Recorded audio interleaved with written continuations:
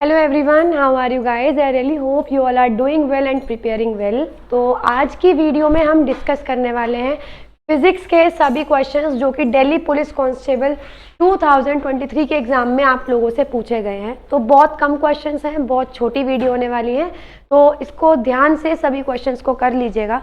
चलिए तो video start करते हैं। सबसे पहला क्वेश्चन है, as we go down under water in an ocean the water pressure dash. जब आप समुद्र के जल में नीचे जाते जाते हैं तो वाटर प्रेशर कैसा होता है? तो जल का दाब, जितना नीचे जाओगे ऊपर से जो वाटर है वो उतना ही प्रेशर आपको डालेगा, तो वाटर प्रेशर इंक्रीज होता जाता है यानी बढ़ जाता है। नेक्स्ट क्वेश्चन की बात करते हैं, who described Archimedes method of finding the specific gravity of substances using a balance in the treatise the little balance.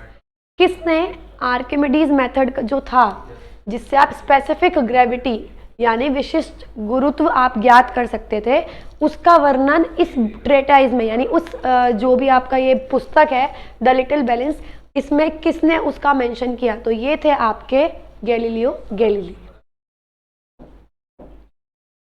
Rahul decided to take a walk through a forest early in the morning. Rahul ने सुबह सुबह एक one में टहलने का फैसला किया।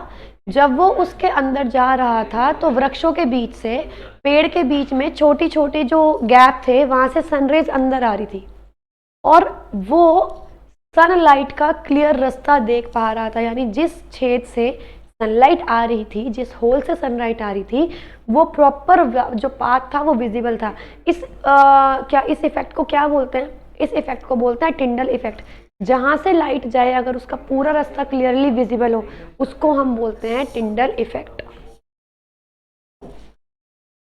सीमा switched on an electric circuit and went away to drink water. Seema एक सर्किट को स्टार्ट करती है, पानी पीने चली जाती है, 2 मिनट बाद आती है।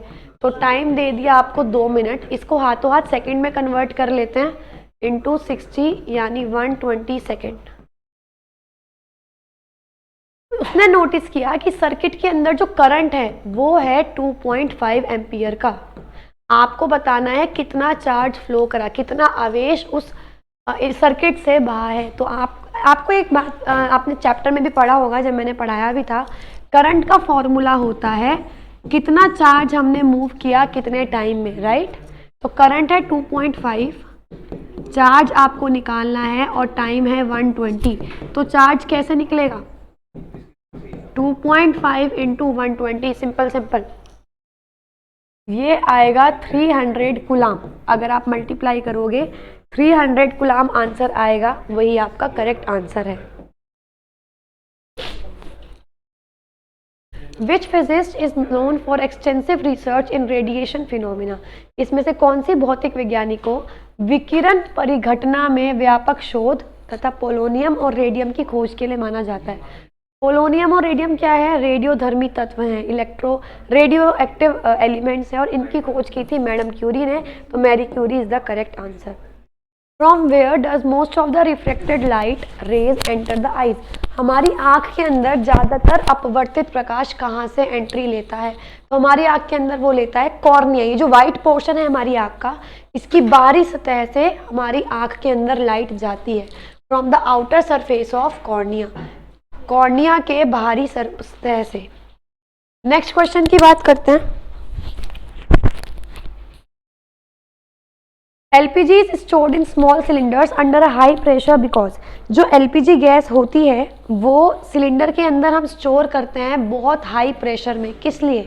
क्योंकि LPG नेचुरली एक गैस होती है, वो ज़्यादा जगह घेरती है। जब हम उसको सिलेंडर के अंदर स्टोर करते हैं हाई प्रेशर, बहुत ज़्यादा दबाव के साथ करते हैं ताकि वो गैस लिक्विड में बदल जाए, तरल में परिवर्तित हो जाए और कम जगह में वो स्टोर हो सके। तो the gas is turned into liquid thereby requiring less space for storage. Gas द्रव रूप में बदल जाती है और भंडारण के लिए कम जगह की आवश्यकता होती है। Next question, with reference to electric charges, विद्युत आवेशों के संदर्भ में गलत कथन की पहचान करनी है। लाइक चार्जेस रिपेल करते हैं, यानी एक जैसे जो आवेश हैं वो एक दूसरे को से दूर भागते हैं, और विपरीत चार्ज अट्रैक्ट करते हैं, बिल्कुल ठीक है। लाइटनिंग कंडक्टर क्या होता है? इसको हिंदी में बोलते हैं तड़ित चालक। नॉर्मली ये घरों के ऊपर लगाया जाता है, और अगर कभी भी बिजली चमकती है, बिजली गिरती है, तो ये कंडक्टर तड़ित चालक घर को बिजली के गिरने से बचा सकता है। ये सारी जो बिजली है अपने अंदर अवशोषित एब्जॉर्ब कर लेता है। तो ये लाइटनिंग को प्रिडिक्ट करने के लिए, पहले से पहले ये पता लगाने के लिए कि बिजली गिरने वाली है, इसके लिए यूज नहीं होता। तो यही इनकरेक्ट स्टेटमेंट है। तड़ित चालक का उपयोग बिजली गिरने की भविष्यवाणी करने के लिए किया जाता है, बिल्कुल गलत है। Which is the first known instrument to measure the humidity of air or gas? हवा या किसी भी गैस की आर्द्रता को मापने के लिए सबसे पहला उपकरण कौन सा है जो किसने बनाया था? लियोनार्डो डा विंसी ने बनाया था, लगभग 1400 के अराउंड। तो वो था हाइग्रोमीटर। ध्यान रखेंगे, हाइड्रोमीटर अगर डी आ जाए तो डेंसिटी नापता है, वो घनत्व नापता है। हाइग्रोमीटर ह्यूमिडिटी नापता है। Which physical component is required for transfer of antherozoids? ये बायोलॉजी का क्वेश्चन है। कुमनु, ये जो पौधे होते हैं ना, तो जो उनका मेल गैमेट होता है, जैसे ब्रायोफाइट पौधा है, तो जो उसका नर युग्मक होता है उसको बोलते हैं हम लोग एंथेरोजोइड्स। तो उनको एक मादा तक पहुंचने के लिए किस चीज की जरूरत होती है? जल की। पानी के थ्रू ही वो बहते हैं, water. The rate of change of momentum of an object is directly proportional to applied force in the direction of force. Momentum में रेट चेंज आना ये समानुपाती होता है बल के, लगाए गए बल के, और उसी की दिशा में। ये कौन सा, आप जरा मुझे फटाफट बताएंगे कौन सा नियम था? ये नियम था न्यूटन का दूसरा नियम, Newton second law of motion. Momentum आ भी उसी के अंदर रहा है, और सेकेंड नियम से, दूसरे नियम से फॉर्मूला निकाला था F is equals to ma। The process of depositing a layer of any desired metal on another material by means of electricity. बिजली की मदद से, विद्युत की मदद से एक धातु के ऊपर दूसरे धातु की परत चढ़ाने को क्या कहा जाता है? इसको कहा जाता है इलेक्ट्रोप्लेटिंग, यानी विद्युत लेपन। At what degree from the epicenter does the seismograph record the arrival of P waves but not S waves? Epicentre से, यानी जो आपका मेन अभिकेंद्र होता है, उससे कितने डिग्री पे जो सिस्मोग्राफ है, जो कि अर्थक्वेक को बताता है कि अर्थक्वेक आया है, वो सिर्फ प्राइमरी वेव्स, प्राथमिक तरंगों का पहचान करता है, सेकेंडरी यानी द्वितीयक तरंगों का नहीं। लगभग 145 डिग्री के अराउंड वो सिर्फ प्राइमरी वेव्स के बारे में बताएगा कि प्राइमरी वेव्स हैं या नहीं, आई हैं या नहीं, सेकेंडरी वेव्स का नहीं बताएगा। तो बियॉन्ड 145 के ऊपर। चलिए, आपको करेक्ट सीक्वेंस बताना है फोटोसिंथेसिस, प्रकाश संश्लेषण की प्रक्रिया के दौरान। तो बायो का क्वेश्चन है, कोई बात नहीं। सबसे पहला देखो, जब प्रकाश संश्लेषण होता है, फोटोसिंथेसिस होता है, तो होता कैसे है? सबसे पहले सनलाइट आनी जरूरी होती है। तो सनलाइट जब पौधों पे गिरेगी तो उसको कौन एब्जॉर्ब, अवशोषित करने में मदद करेगा? क्लोरोफिल। पहला स्टेप वही होता है। दूसरा स्टेप होता है कि जो लाइट एनर्जी, जो प्रकाश ऊर्जा आपने ली है पौधों ने, उसे बदलेंगे वो रासायनिक ऊर्जा में, तभी वो काम कर पाएगी। और साथ ही साथ पानी को तोड़ देंगे हाइड्रोजन और ऑक्सीजन में। तीसरी और आखिरी, जो कार्बन डाइऑक्साइड वो लेते हैं, उससे वो बनाएंगे ग्लूकोज। तो ये 3 स्टेप होते हैं बिल्कुल लाइन वाइज, और इसमें वही लाइन वाइज लिखे हुए हैं। सबसे पहले क्लोरोफिल जो है वो प्रकाश ऊर्जा को अवशोषित करेगा, फिर ये जो प्रकाश ऊर्जा है वो रासायनिक ऊर्जा में बदलेगी और जल टूट जाएगा। तीसरा CO2 जो है वो कार्बोहाइड्रेट्स यानी ग्लूकोज में परिवर्तित हो जाएगी। तो जो बिल्कुल ऑर्डर है वो फर्स्ट, फिर सेकेंड, फिर third. Step first occurs first? No. These always occur sequentially in the order first, then second, then third. Which of the following earthquake waves is more destructive? इनमें से कौन सी तरंगे अधिक विनाशकारी हैं? सबसे ज्यादा विनाशकारी तरंगे होती हैं जो सरफेस वेव्स आती हैं, जो बिल्कुल सतह पर आती हैं, पृष्ठीय तरंग।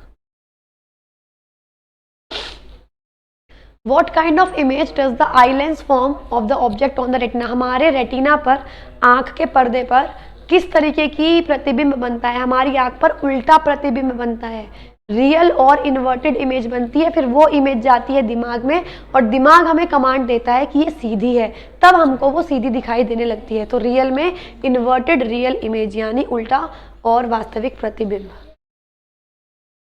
The horizontal distance between 2 adjacent crest और ट्रो इज नोन एज। 2 रिंगों और गर्त के बीच की जो क्षैतिज दूरी होती है, इसको क्या बोलते हैं? इसको बोलते हैं वेव लेंथ। ये भी मैंने आपको जो शॉर्ट सीरीज चल रही है उसमें साउंड वेव्स के बारे में आपको बताया था।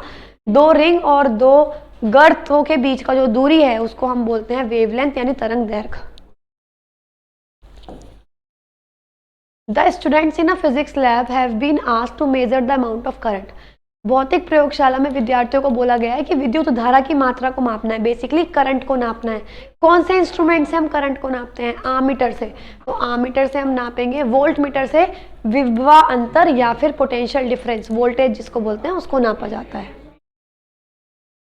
एक kangaroo ran 150 metres in the first 40 seconds. शुरुआत के 40 सेकेंड में वो 150 मीटर भागा है, अगले 100 मीटर भागा है 10 सेकेंड में। अभी भी उसका जो डिस्प्लेसमेंट है, विस्थापन है, वो 50 मीटर है। एवरेज स्पीड बताएं। देखो एवरेज स्पीड का फॉर्मूला क्या होता है, औसत चाल का फॉर्मूला क्या होता है? कुल दूरी बटे कुल समय, total distance upon total time. 150 और 100 टोटल डिस्टेंस हो गया, टोटल टाइम है 40 सेकेंड और 10 सेकेंड। ये जो लाइन है आपको कंफ्यूज करने के लिए दी गई है प्रॉपर्ली, तो कुछ नहीं करना, ये हो जाएगा 250 अपॉन 50, दैट मीन्स 5 मीटर पर second. Simple. What is the name of the phenomena in which light splits into its component color upon passing through a prism? उस परिघटना का नाम बताओ जिसमें जो प्रकाश है एक प्रिज्म से गुजरने पर वो अपने घटकों में 7 रंगों में टूट जाता है, उसको बोलते हैं डिस्पर्जन। सिंपल, ठीक है, विक्षेपण। Chandrayaan 3 leaves earth surface by burning a huge amount of fuel. जो चंद्रयान 3 था वो पृथ्वी से बाहर निकला बहुत सारा फ्यूल को जलाकर। The gases release then push the rocket upwards against gravity. Gas निकली और वो गैस जैसे निकली उन्होंने रॉकेट को अपोजिट डायरेक्शन में यानी ऊंची तरफ भेजने के लिए उनको धक्का दे दिया। बताओ कौन सा लॉ लगा? तो यहाँ लगा तीसरा लॉ, एक्शन रिएक्शन। गैस निकली, एक्शन था, गैसेस ने उल्टी डायरेक्शन में इनको भेजा, वो रिएक्शन था। तो Newton's third law of motion यानी क्रिया प्रतिक्रिया, एक्शन रिएक्शन लॉ।